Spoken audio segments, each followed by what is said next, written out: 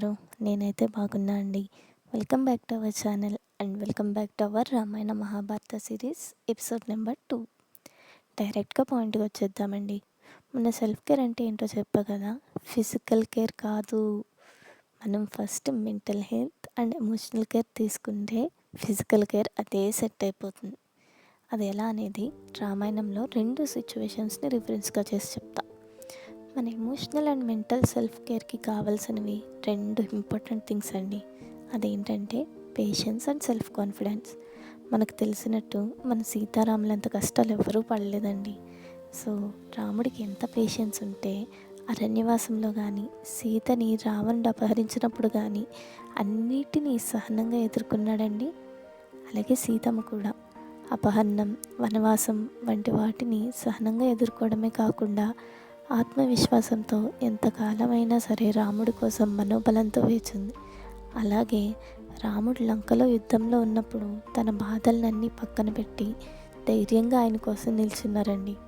So ఈరోజు సీతారాముల నుంచి మనం నేర్చుకున్నది ఏంటంటే, మనం పేషెన్స్, సెల్ఫ్ కాన్ఫిడెన్స్ అండ్ ధైర్యంగా ఉంటే ఎన్ని ప్రాబ్లమ్స్ అయినా హ్యాపీగా ఎదుర్కొచ్చండి.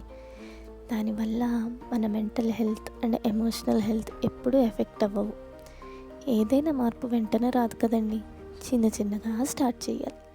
కోపంగా ఉన్న మనుషుల్ని వెంటనే కూల్ అవ్వంటే కష్టం కదండి. ఇది కూడా అలాగే. ఫర్ ఎగ్జాంపుల్, మనకు ఉండే స్ట్రెస్కి కొన్నిసార్లు వెంటనే డెసిషన్ తీసుకోవాల్సి వస్తుంది. కానీ పేషెన్స్గా వెయిట్ చేసి టైం పట్టినా పర్లేదు, మంచి డెసిషన్ తీసుకుందాం అని. మనల్ని ఎవరు ఎంత బాధ పెట్టినా నిజం మన వైపు ఉంటే దాన్ని నమ్మి ఉండండి. దానివల్ల మన విల్ పవర్ ఇంప్రూవ్ అవుతుంది. సెల్ఫ్ కేర్ అంటే మన కోసం కేర్ తీసుకోవడం అండి. స్కిన్ కేర్, ఫిజికల్ కేర్కి చాలానే ఆప్షన్స్ ఉన్నాయి.